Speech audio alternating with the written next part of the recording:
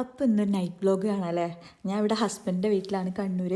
ഇവിടെ ശ്രീകണ്ഠാപുരം ഫെസ്റ്റ് എന്ന് പറഞ്ഞിട്ടൊരു പരിപാടി നടക്കുന്നുണ്ട്. ചെറിയൊരു പരിപാടിയാണ്. അപ്പോൾ അത് പോയി കാണാമെന്ന് ഓർത്തു. വീട്ടിൽ വെറുതെ ഇരിക്കല്ലേ.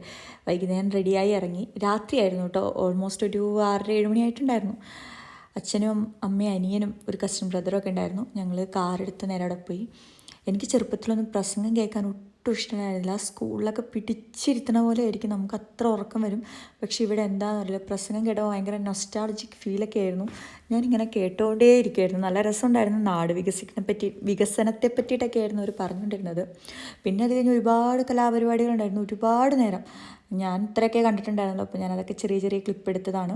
നല്ല അടിപൊളി പരിപാടിയായിരുന്നു കേട്ടോ. നമ്മുടെ ചതിയൻ ചന്തുവിൻ്റെ ഒക്കെ ഒരു ഡാൻസ് ഉണ്ടായിരുന്നു. അത് നൈസ് സാധനമായിരുന്നു കേട്ടോ, അത് കണ്ടിരിക്കണ്ടായിരുന്നു.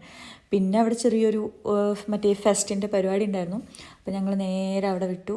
അവിടെ പോയപ്പോൾ അവിടെ നിന്ന് നല്ല കോളിഫ്ലവർ ബജ്ജി അച്ഛൻ വാങ്ങി തന്നു. അതൊക്കെ കഴിച്ച് പിന്നെ ഇങ്ങനെ നടക്കുമായിരുന്നു. ഞാൻ ഷുഗർ കട്ടിലൊക്കെയാണ്, പക്ഷേ ഐസ്ക്രീം കണ്ടപ്പോൾ എൻ്റെ കൺട്രോൾ പോയി. അങ്ങനെ ഞാനൊരു ഐസ്ക്രീമൊക്കെ വാങ്ങിക്കഴിച്ച് അവിടെ നിന്ന് നേരെ ഞങ്ങൾ ഫുഡ് കഴിക്കാൻ പോയി. ഒരു പൊറോട്ടയും കറിയൊക്കെ കഴിച്ച് അങ്ങനെ ഞാൻ വീട്ടിലെത്തി. അപ്പോൾ ഓക്കെ, ബൈ, ഗുഡ് നൈറ്റ്.